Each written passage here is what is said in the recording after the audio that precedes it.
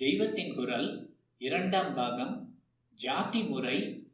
ஒழியனும் மறைந்து வளரனும் வளரட்டும்.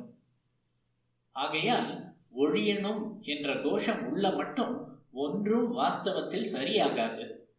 தமிழ் பண்பாட்டையும் திருவள்ளுவர் முதலானவர்கள் அன்பையும் அருளையுமே போற்றி சொன்னதையும் ஒரு பக்கம் ஓயாமல் சொல்லிக்கொண்டே, இப்படி ஒழிக கோஷம் போடுவதும் தெருவெல்லாம் எழுதி வைப்பதும் நம் தமிழ் தேசத்துக்கு கொஞ்சம் கூட ஏற்றதல்லவே என்று என் மனசுக்கு ரொம்பவும் கிளேசமாக இருக்கிறது.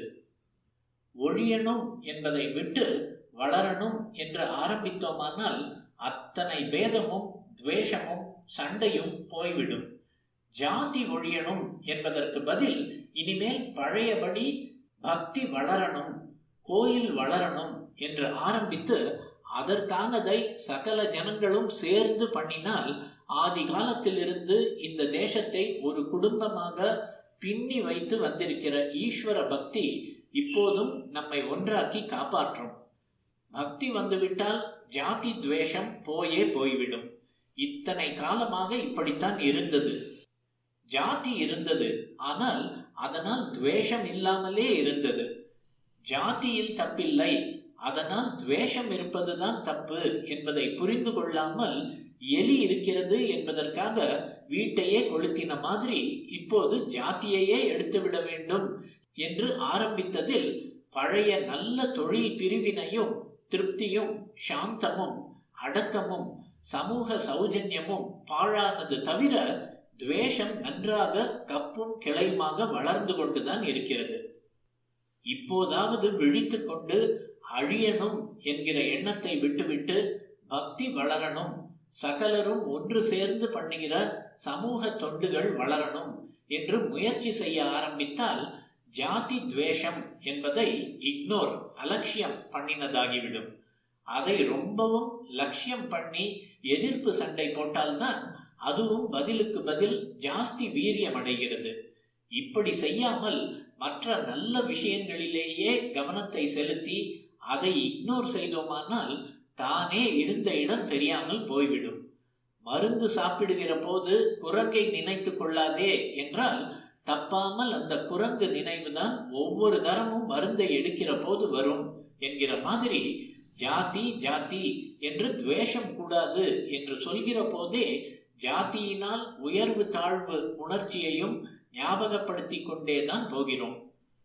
அதனால் சகல ஜாதியாரும் சேர்ந்து கோயில் திருப்பணி அல்லது தூர்ந்த ஏரியில் மண் வாருவது என்கிற மாதிரியான பெரிய காரியங்களை எடுத்துக்கொண்டு ஓயாமல் பொது தொண்டுகளில் ஈடுபட்டிருந்தால் தன்னால் அன்பும் சமூக சௌஜன்யமும் ஏற்பட்டுவிடும்.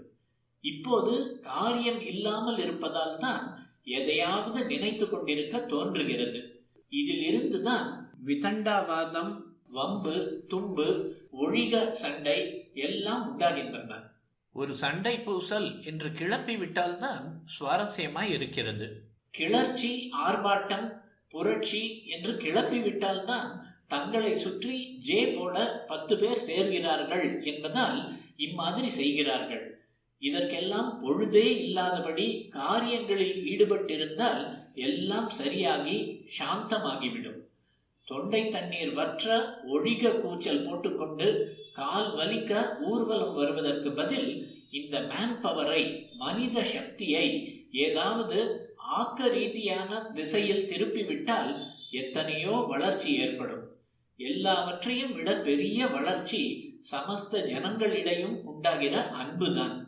அனுஷ்டானங்கள் பண்ணுவது, கோவிலுக்கு போவது, உபன்யாசத்துக்கு போவது, லீவு நாளானால் சகல ஜாதியாரும் சேர்ந்து நாள் முழுக்க தெய்வ பணி, சமூக பணி செய்வது என்று டைட்டாக டைம் டேபிள் போட்டுக்கொண்டு பண்ண ஆரம்பித்து விட்டால் இந்த ஒழிக வீழ்கவுக்கெல்லாம் அவகாசமே இல்லாமல் எல்லாரும் வளர்ந்து வாழ்ந்து கொண்டிருப்பார்கள். ஜாதியில் உயர்வு தாழ்வு நிச்சயமாக இல்லை.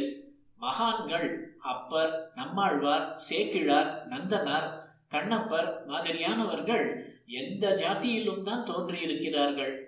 ஆச்சாரியாலே கண்ணப்பரை சிவானந்த லஹரியில் ஸ்தோத்திரம் பண்ணியிருக்கிறார். எவன் ஒருவனும் தான் இன்னொருவனை காட்டிலும் உசந்தவன் என்று நினைக்கிறதே பாபம் என்று சாஸ்திரங்களில் சொல்லி இருக்கிறது. மகான்களும் இப்படித்தான் நமக்கு வழிகாட்டி இருக்கிறார்கள். நாயினும் கடையேன், நாயடியேன் என்றெல்லாம் தான் அவர்கள் தங்களை சொல்லிக் கொள்கிறார்கள். இந்த மனப்பான்மை சுதந்திர யுகத்தில் போய்விட்டதுதான் கோளாறு. பழைய அடக்க மனோபாவம் நமக்கு வர வேண்டும்.